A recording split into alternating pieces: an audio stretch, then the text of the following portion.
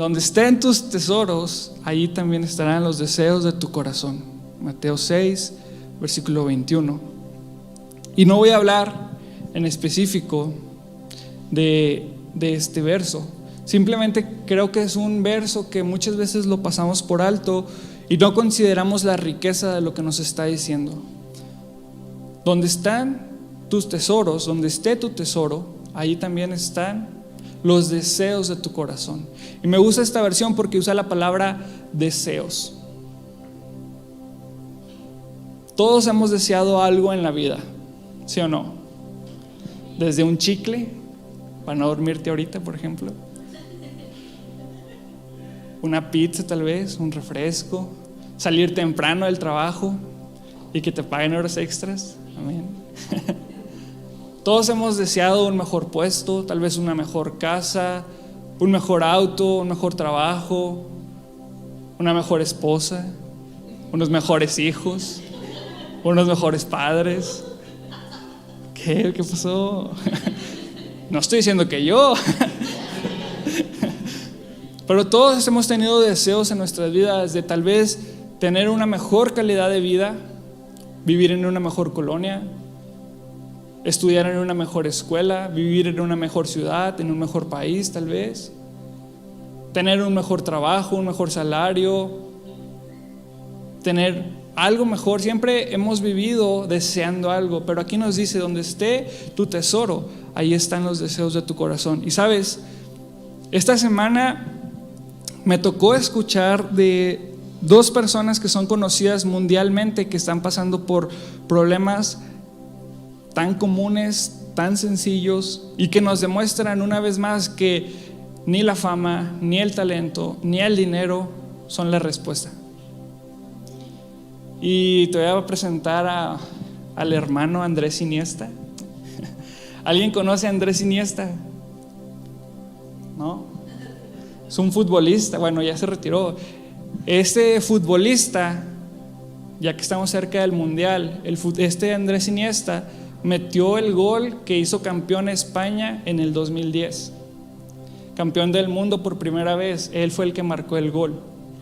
Jugador del Barcelona, ganó Champions League, ganó Eurocopas 2 veces seguidas, ganó millones y millones y millones de euros. Él mismo lo dice: puedes tener todos los carros que quieras. Y no creas que habla de Nissan, de Chevrolet, no, de Buick, de Mazda. No te habla de esos carros, habla de carros únicos en el mundo. Ferraris único modelo, carros de millones y millones de pesos, dólares, euros. Él ganó millones, es famoso a nivel mundial, internacionalmente. Conoce personas en la política, en la religión, en los deportes, fuera del fútbol. Ha estado con el rey de España, ha estado con celebridades en Estados Unidos. Sin embargo, él llegó a una conclusión: puedes tener todos los autos, puedes tener todo el dinero, pero los problemas de la vida siguen siendo difíciles. Él pasó por una depresión. Personas que tal vez dices: no, pues si yo tuviera más dinero me podría comprar este carro y sería feliz. Si tuviera más dinero, una casa más grande y sería feliz. Si tuviera más dinero me podría vestir mejor y estaría más cómodo. Tendría un mejor celular, tendría otros zapatos, Y la realidad es que personas como él nos demuestran que puedes ser famoso, puedes tener éxito profesional, puedes tener mucho dinero, más del que podamos imaginar, y aún así estar en depresión. Otra persona famosa esta semana, Tom Brady. ¿Alguien conoce a Tom Brady? ¿Cómo no? Mariscal de campo ahorita juegan los Tampa Bay, los Bucaneros, pero se hizo famoso jugando para los Patriotas de Nueva Inglaterra. Este jugador de fútbol americano tiene más títulos de campeonato que ningún otro equipo. O sea, él ha ganado más veces el campeonato que el mayor ganador de los equipos. Es millonario, famosísimo en Estados Unidos. A nivel mundial es una de las personas, es el atleta referencia en el fútbol americano, es como Messi prácticamente, es único en la historia de este deporte. Pero esta semana acaba de firmar su divorcio. Problemas de la vida, que si tú dijeras, es que me peleo con mi esposa porque no tengo dinero, me peleo con mi esposa porque no tengo tiempo, me peleo porque no es cierto. Estas son personas famosas que tienen lo que muchos de nosotros ambicionamos, deseamos tener, pero el problema es que la Biblia dice que donde esté tu tesoro, ahí está también tu corazón.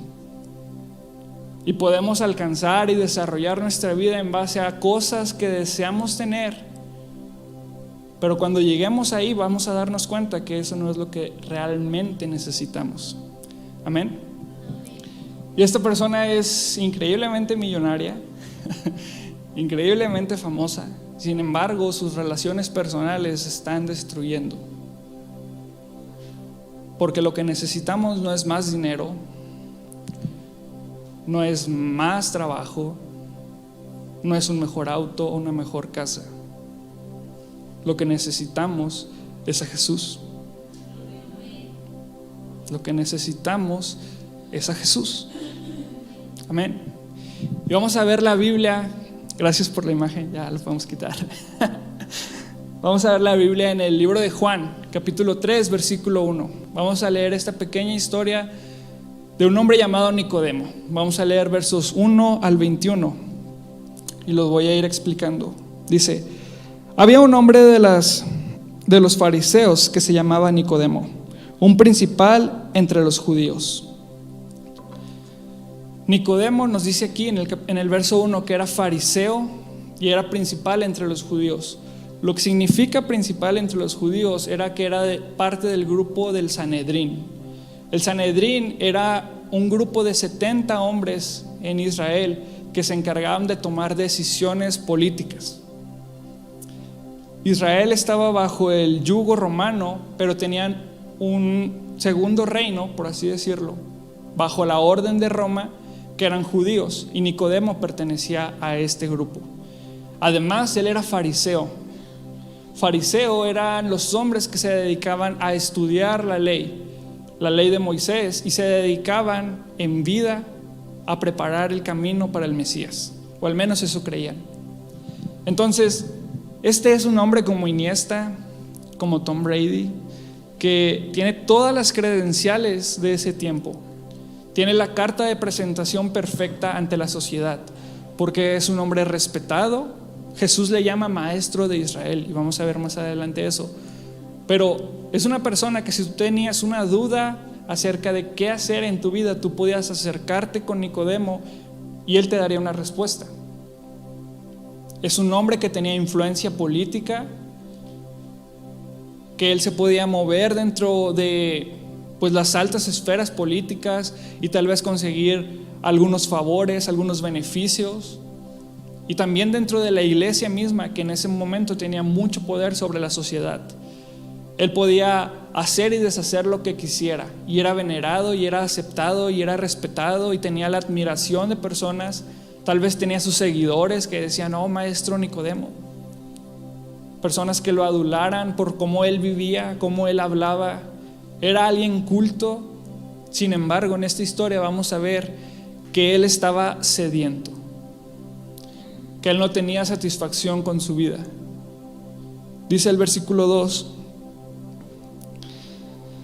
este vino a Jesús de noche y le dijo: Rabí, sabemos que has venido de Dios como maestro, porque nadie puede hacer estas señales que tú haces si no está Dios con él.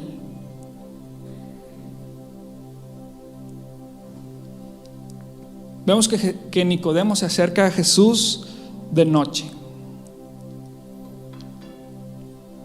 El maestro de Israel, un fariseo, se acerca a Jesús de noche, y podemos pensar que le quería poner una trampa, que le quería hacer una pregunta para encauzarlo a un juicio o algo así. Pero la realidad es que Nicodemo no quería ser visto con Jesús. Nicodemo aparece 3 veces en el libro de Juan, y esta es la primera escena donde él sale y aparece como una persona escéptica, alguien que cuestiona todo lo que Jesús hace, alguien que no quiere ser relacionado con Jesús. Entonces Nicodemo se acerca con Jesús de noche. ¿Por qué va de noche? Porque Jesús en el capítulo anterior había hecho una gran escena. Él había entrado al templo y había sacado a los vendedores. Él había tomado, nos dice en el libro de Juan, un látigo y les había sacado con eso a los vendedores. Jesús de la AAA. Y Nicodemo no quería verse con Jesús, no quería verse relacionado o vinculado con Jesús porque iba a manchar su estatus. Sin embargo, él sabe que Jesús es algo diferente a los demás maestros. Él sabe que Jesús no es otro fariseo más, no es otro movimiento más, sino que reconoce. Y vemos que no va solo porque le dice: sabemos que has venido de Dios. ¿Cuántos saben que Jesús ha venido de Dios? ¿Y cuántos saben que Jesús es Dios? Porque es muy diferente. Saber que Jesús viene de parte de Dios y saber que Jesús es Dios es totalmente diferente. Nicodemo aquí le dice: sabemos que has venido de Dios. Por las señales que tú haces sabemos que has venido de Dios, que Dios te ha enviado. Sin embargo, la primera persona que tiene la revelación de que Jesús es Dios es Pedro. Él reconoce: tú eres el Cristo. Aquí Nicodemo simplemente dice: ¿te ves diferente? Sabemos que Dios te ha enviado. Y fíjate, él solamente lo está adulando, le está diciendo cosas pues chidas, cosas agradables para escuchar de su persona. Sabemos que Dios te ha enviado porque las cosas que tú haces no pudieran haber sido hechas si no fuera Dios con él. Reconozco, o sea, como maestro me doy cuenta que tú vienes de parte de Dios. Y Jesús responde de una manera muy particular. Respondió Jesús y le dijo: de cierto te digo, que el que no naciere de nuevo no puede ver el reino de Dios. Así de la nada. Imagínate, Nicodemo llega y le dice: maestro, sabemos que has venido de Dios por lo que tú haces.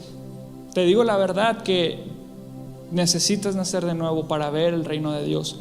¿Qué tiene que ver? No hay una conexión entre lo que Nicodemo le dice y lo que Jesús le está diciendo. Pero lo que Jesús está haciendo es dándole una respuesta a la situación de Nicodemo. Porque tal vez Nicodemo simplemente quería hacer un amigo más, entender, estar en una posición mejor. Sin embargo, Jesús conoce el corazón de Nicodemo y le dice: Nicodemo, necesitas nacer de nuevo para ver el reino de Dios. Sin que Nicodemo le preguntara algo, Jesús le está respondiendo. Y muchas veces así es Jesús con nosotros. En nuestra vida enfrentamos situaciones y nos cuestionamos si Dios está con nosotros, y sin siquiera preguntarle, sin siquiera externar una pregunta hacia Dios, Dios mismo nos responde y nos demuestra con hechos o con palabras o con acciones cosas que ni siquiera hemos preguntado.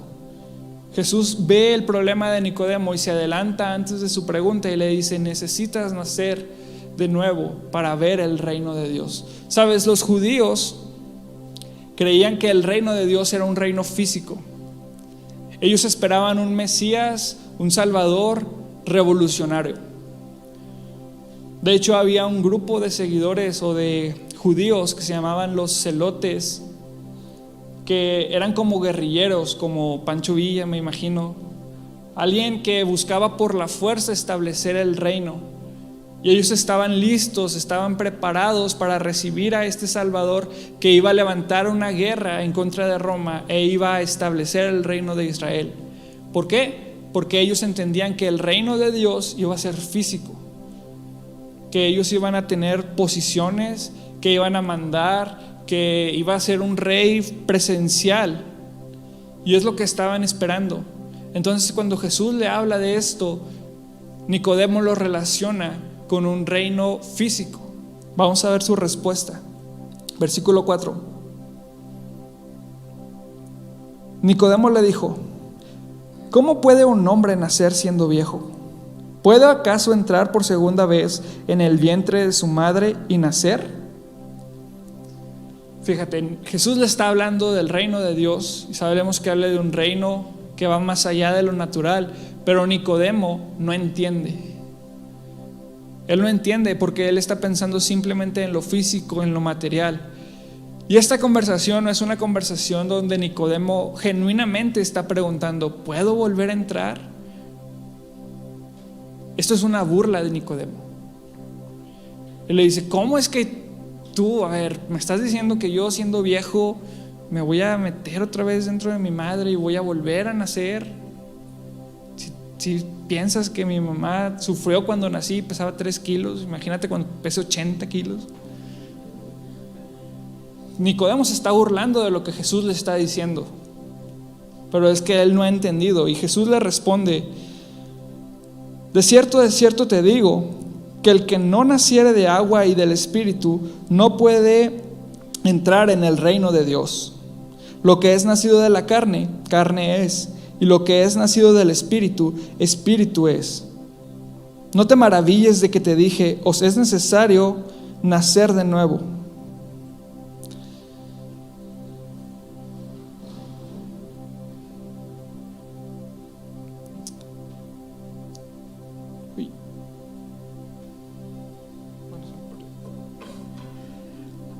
Aquí Jesús le está diciendo: no te maravilles de nuevo.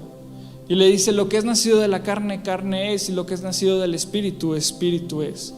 Muchas veces leemos esto y pensamos que se refiere al bautismo y a recibir el Espíritu Santo. Pero si te fijas, dice: lo que es nacido de la carne, carne es, y lo que es nacido del Espíritu, Espíritu es. Entonces yo creo lo que se está refiriendo aquí no solamente es al bautismo, sino que cuando nosotros nacemos físicamente, pues somos nacidos y somos carne. Pero cuando nacemos del Espíritu, ese es el nuevo nacimiento. Todos aquí podemos decir que hemos nacido de nuestra madre, ¿o no? Todos tenemos ombligo, ¿no? Pero ¿cuántos de aquí pueden asegurar que han nacido del Espíritu? Esa es la verdadera pregunta. Que hemos nacido del Espíritu. Y Nicodemo no entiende qué significa. Le dice: no te sorprendas. Jesús le dice: no te sorprendas que te he dicho, necesitas nacer de nuevo. Necesitamos nacer de nuevo. Y Jesús le pone un ejemplo en el versículo 8.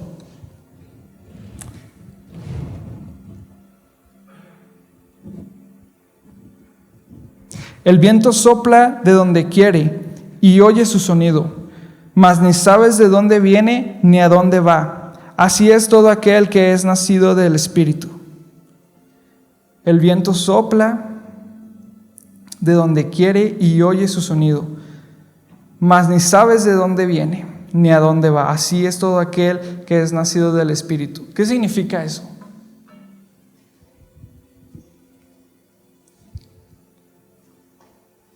Lo que significa, o lo que Jesús le está diciendo, es que cuando eres nacido del Espíritu, y esto es importante para nosotros, se tiene que ver. Habla del viento, que el viento sopla y no sabemos de dónde viene, pero lo podemos escuchar cuando pasa fuerte.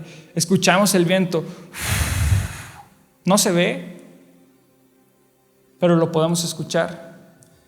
Cuando pasa un huracán, no podemos ver el aire, podemos ver la tierra que levanta, pero también podemos ver lo que deja a su paso, los desastres, los postes caídos. Vemos la fuerza del viento. No vemos el viento en sí, pero sabemos que está ahí. Lo que Jesús está diciendo es: se tiene que ver.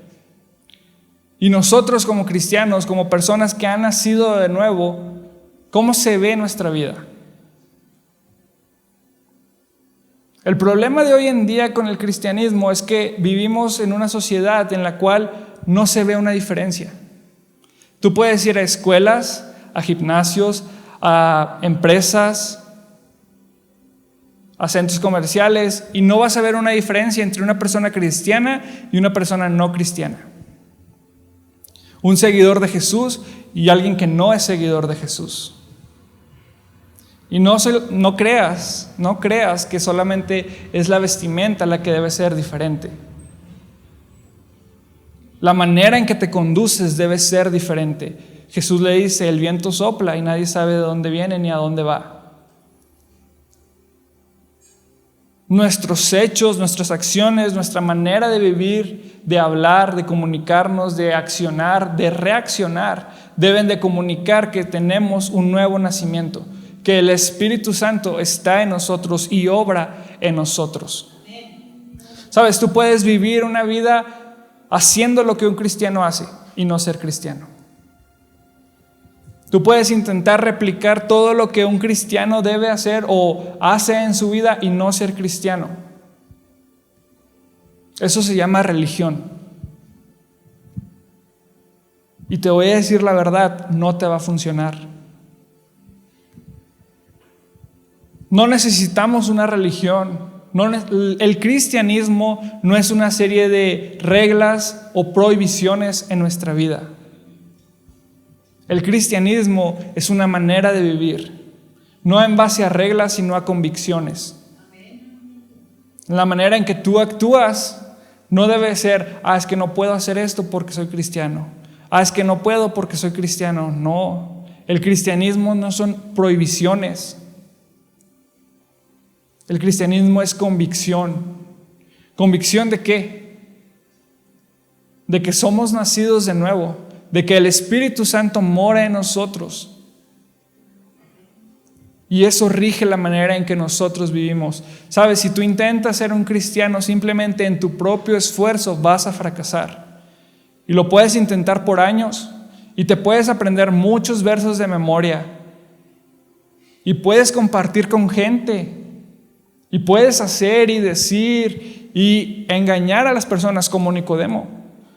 Aparentemente él era alguien que esperaba al Mesías, alguien estudiado en la Biblia, alguien que enseñaba, pero no era nacido de nuevo. El Espíritu de Dios no estaba en él. Ni siquiera entendía cómo era posible. Y en nuestra vida se tiene que ver si hemos nacido de nuevo. En nuestra vida se tiene que ver, tiene que haber una diferencia en nuestra vida. Esa convicción solamente la trae el Espíritu Santo de Dios.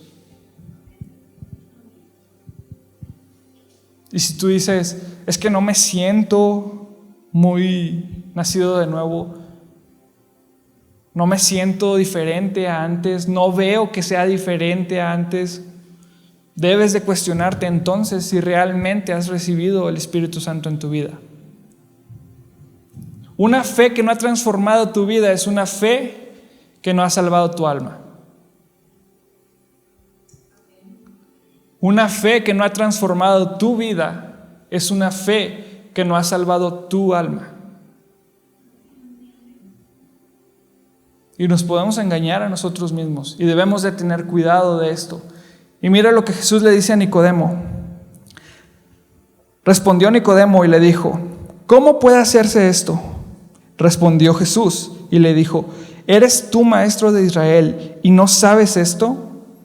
De cierto te digo que lo que sabemos hablamos y lo que hemos visto testificamos y no recibís nuestro testimonio.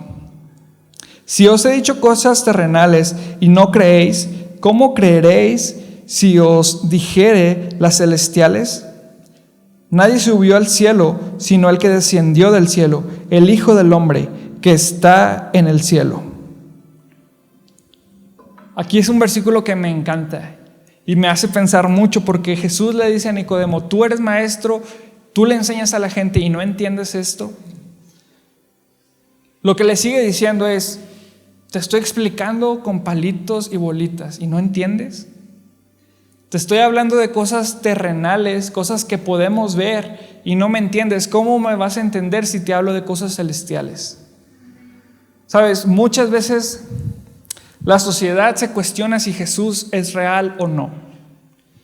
Muchas veces tú y yo nos hemos cuestionado si Dios existe o no. Queremos una evidencia. Pero Jesús mismo aquí lo está diciendo, te estoy hablando terrenalmente y no me entienden.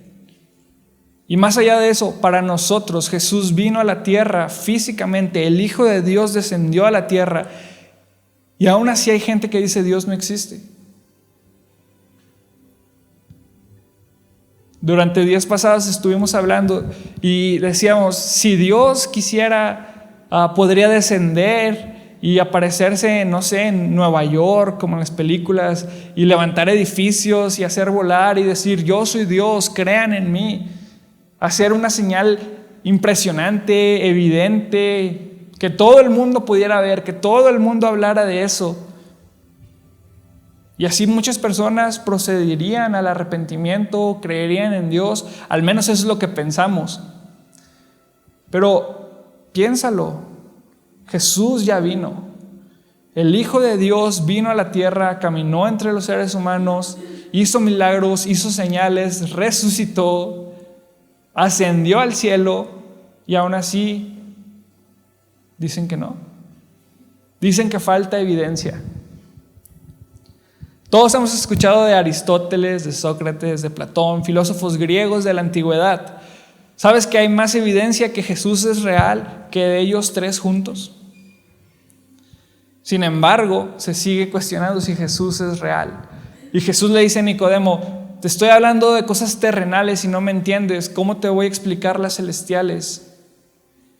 Si Jesús mismo, el Hijo de Dios, caminó en la tierra, no es suficiente señal para nosotros creerle a Él, pues no sé qué podremos creer, qué podríamos esperar para proceder a Él. Jesús le dice a Nicodemo, necesitas nacer de nuevo. Y le dice, tú eres maestro de Israel y no entiendes. Y aquí Jesús le va a dar un ejemplo que Nicodemo va a conocer. Seguimos leyendo. Le dice, y como Moisés levantó la serpiente en el desierto, así es necesario que el Hijo del Hombre sea levantado, para que todo aquel que en él crea no se pierda, mas tenga vida eterna. ¿Qué tiene que ver eso? Y como Moisés levantó la serpiente en el desierto. ¿Cuál serpiente? ¿Por qué habla de Moisés de repente? Nicodemo entendió este pasaje. Nicodemo entendió esta frase de Jesús. Jesús se refiere a una historia que encontramos en el libro de Números. En esa época, el pueblo de Israel desobedeció a Dios. Y Dios le mandó una plaga. Sí, al pueblo de Israel Dios le mandó una plaga. Al pueblo que Dios habría liberado de Egipto, Dios le mandó una plaga por su desobediencia. Y la plaga eran serpientes venenosas. Y nos dice la Biblia que estas serpientes eran muchas y empezaron a morder a la gente. Eran aproximadamente 2 millones de personas las que estaban en el desierto y fueron mordidos por estas serpientes. Estaban a punto de morir. Imagínate la población de Saltillo. Lo chequé ayer y eran como 800,000 habitantes, más o menos. Entonces imagínate el doble de Saltillo, todos a punto de morir, a unos días, tal vez horas de morir. Están en el medio del desierto, no pueden hacer nada y se acercan con Moisés y le dicen, Moisés, dile a Dios que nos ayude, que nos salve.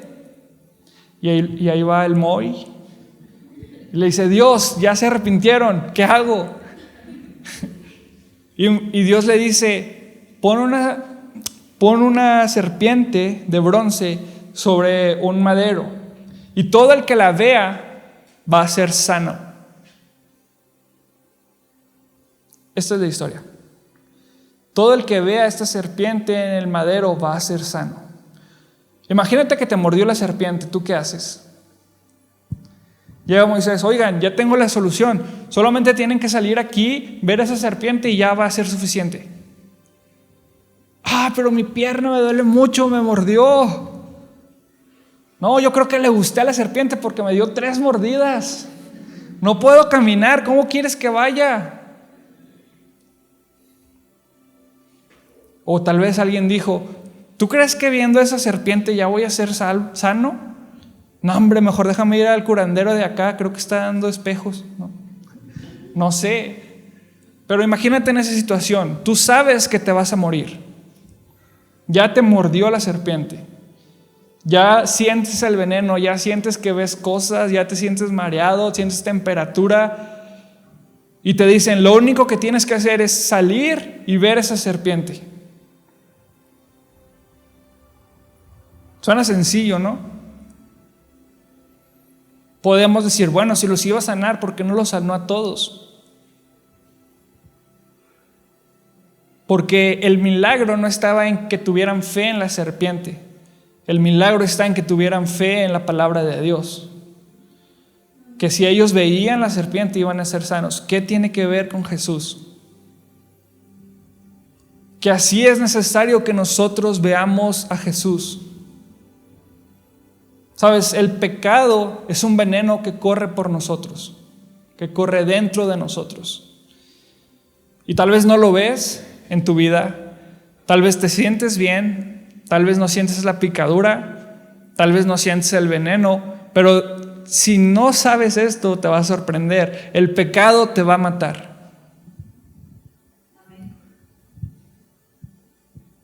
Tarde o temprano el pecado te va a matar. Y Jesús le dice, tienes que, así como Moisés levantó la serpiente, así es necesario que el Hijo del Hombre, o sea, Él, sea levantado, para que todo aquel que en Él crea no se pierda, mas tenga vida eterna.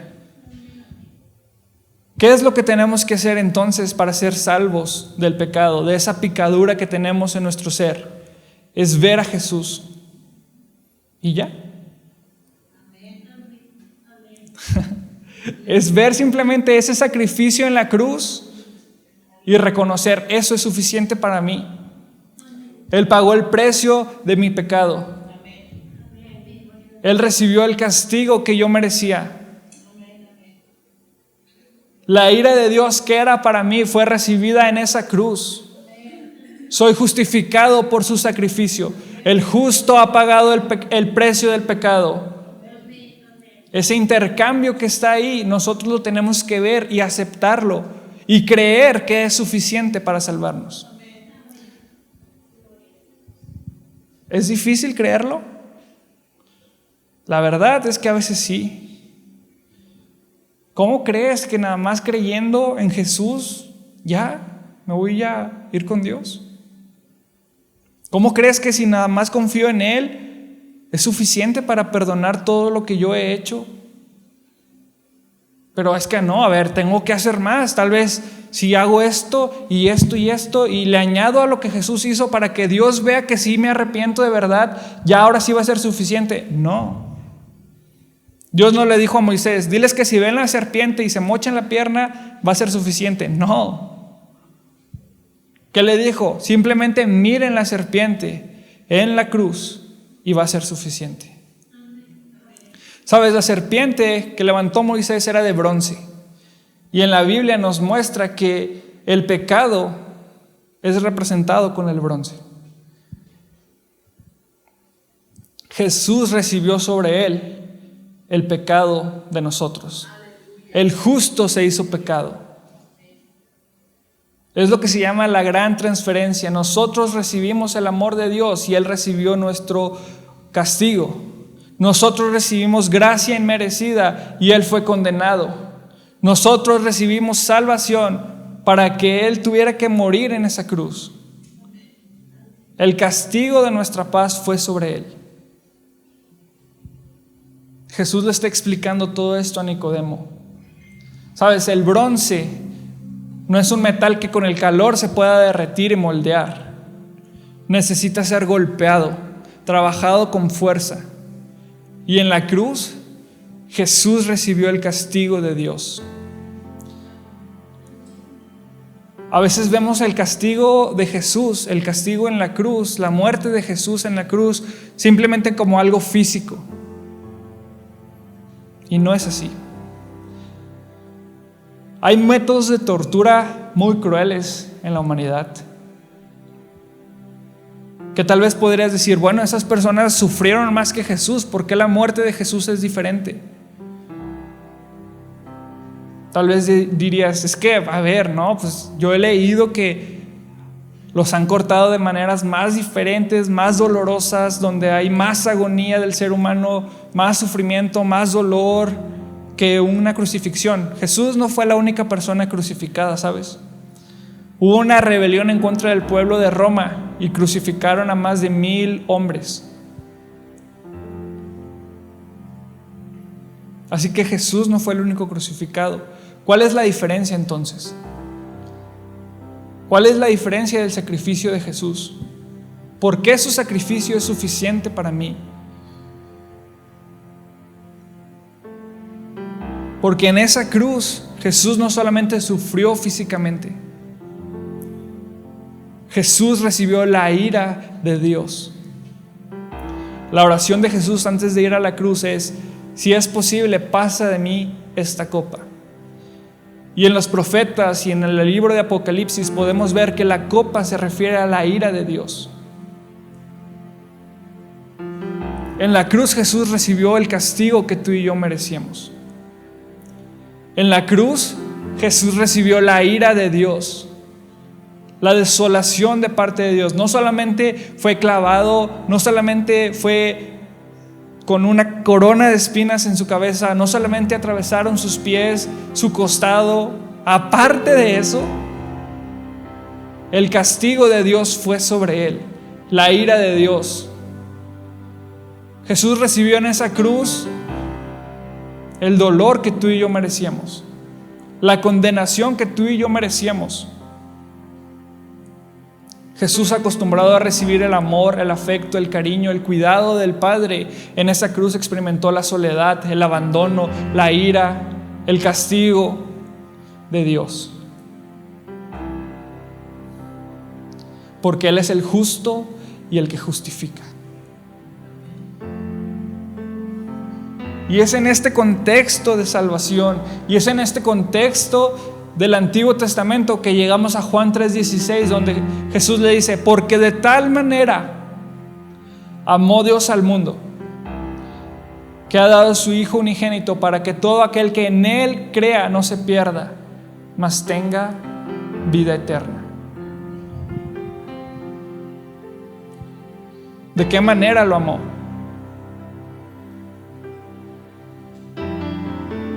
La manera en que lo dio. Estuvo dispuesto por amor a dar a su Hijo unigénito. No solamente que tomara forma de hombre, no solamente que se vistiera y caminara, que sintiera el polvo en sus pies, que sintiera cansancio físico, que experimentara sed, que experimentara dolor, soledad, que recibiera escupidas en su rostro, que recibiera latigazos en su espalda, que tuviera que cargar una cruz. No. Fue más allá. Tuvo que sufrir la ira de Dios por amor, por ti y por mí. Para que todo aquel que en Él crea no se pierda, mas tenga vida eterna. Pero sabes, necesitas creer en Él. Creer en Él.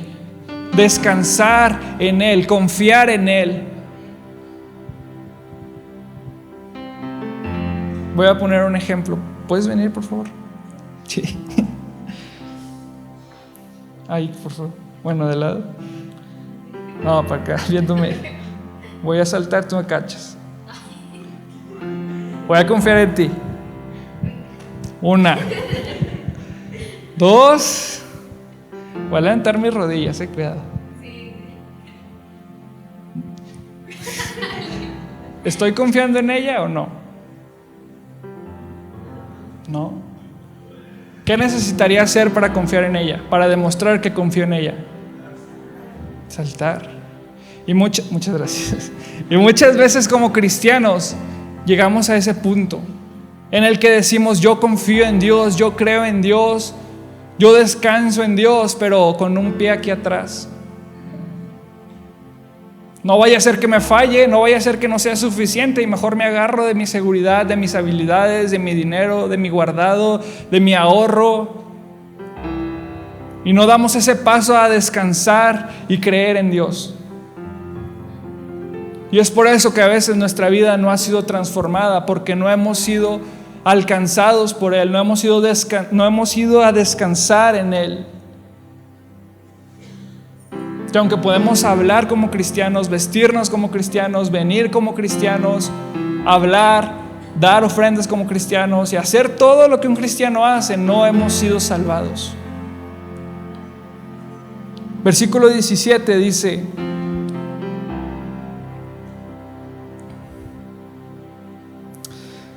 porque no envió Dios a su Hijo al mundo para condenar al mundo, sino para que el mundo sea salvo por Él. El que en Él cree no es condenado, pero el que no cree ya ha sido condenado, porque no ha creído en el nombre del unigénito Hijo de Dios. A veces creemos que Jesús nos vino a condenar, que el cristianismo es juicio para nosotros, que Él nos trae condenación a nuestra vida. Pero no. La realidad es que tú y yo sin Jesús ya estábamos perdidos. Tú y yo sin Jesús estábamos condenados ya. Simplemente no lo sabíamos. Pero Jesús no trajo la condenación, Él es la salvación. Condenados estamos todos, justificados y salvados solo los que creen en Él. Una fe que no ha transformado tu vida es una fe que no ha salvado tu alma. Jesús no vino a traer condenación, vino a traer salvación, libertad y vida eterna. Y escucha lo que sigue diciendo. Y esta es la condenación: que la luz vino al mundo y los hombres amaron más las tinieblas que la luz, porque sus obras eran malas. Porque todo aquel que hace lo malo aborrece la luz y no viene a la luz, para que sus obras no sean reprendidas. Mas el que practica la verdad viene a la luz, para que sea manifiesto que sus obras son hechas en Dios. ¿Cuál es la condenación entonces? Que la luz vino al mundo, pero los hombres no amaron la luz. Dice ahí claramente: porque amaron más sus obras. ¿Sabes? Las personas no van al infierno por pecadores. Y eso suena muy fuerte, ¿verdad? Hasta que lo dije me di cuenta. Pero es real, las personas no van al infierno por pecadores. Jesús ya pagó el precio de todos los pecados. Ahí nos lo dice. Entonces, ¿por qué van al infierno? ¿Por qué no son salvos? Porque amaron más sus obras. Jesús ya dio su vida por ti y por mí. Jesús ya recibió el castigo de la ira de Dios. Jesús ya derramó su sangre. Jesús ya limpió nuestro pecado. Jesús ya dio todo. Pero está en ti decidir amar la luz o amar tus obras. ¿Qué respondes a eso? Este es el mensaje del Evangelio. Que tú y yo estamos condenados, estamos perdidos sin esperanza. Y te puedes sentir muy bien, y te puede ir muy bien en la vida, y puedes disfrutar de las cosas de esta tierra, y puedes tener posesiones y disfrutar plenamente. Pero la realidad es que estás condenado. La luz vino al mundo, pero los hombres amaron más sus obras. Y por eso iniciamos leyendo Mateo 6:21. Donde está tu tesoro, allí también están los deseos de tu corazón. Porque ¿qué es lo que desea tu corazón? ¿La luz o tus obras? Y me encanta cómo Jesús narra todo esto y se lo dice a una persona que viene de noche a Él. Alguien que no quiere ser descubierto, que no quiere ser vinculado con Jesús. alguien que se está cuidando su persona, alguien que está cuidando su estatus social, y le dice: vienen en tinieblas porque no quieren que sus obras sean visibles.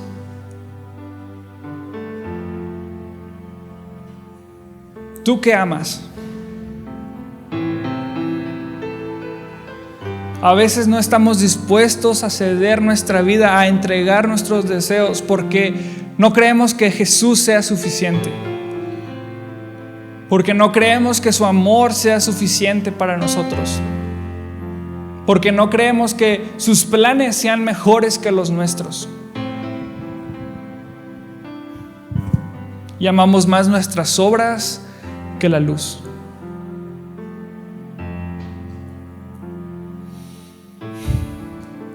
Necesitamos entender esto. Jesús no es la condenación, Él es salvación. Pero necesitamos escoger amarlo a Él, seguirlo a Él y ser transformados por Él. No en base a nuestras fuerzas, en nuestros sueños o ambiciones, a nuestro rendimiento o desempeño espiritual, no en base a nuestro entusiasmo, dedicación o compromiso,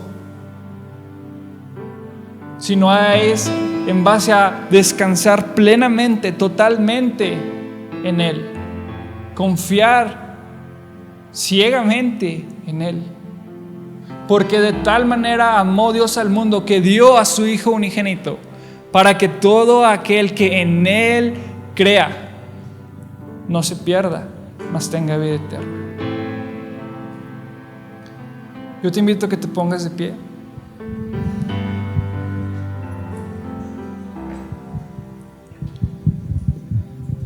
Sabes, la condenación, el juicio que tú y yo merecíamos, Jesús lo recibió en la cruz. A veces no nos gusta hablar de condenación y dices: a mí nadie me puede condenar, a mí nadie me puede juzgar. Dios sí puede. Y el juicio ya fue emitido. Culpable, pecador.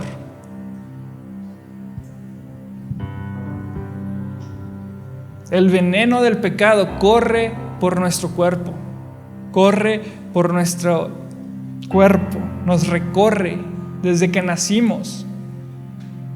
No hay ninguno bueno, porque por cuanto todos han pecado, todos están destituidos de la gloria de Dios,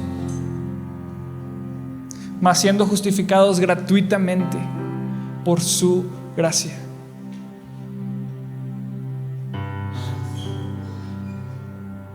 La única manera en la que tú y yo podemos recibir salvación, recibir esperanza, recibir vida eterna, no es en base a algo que tú hagas, en base a algo que tú digas, en base a algo que tú pienses o sueñes.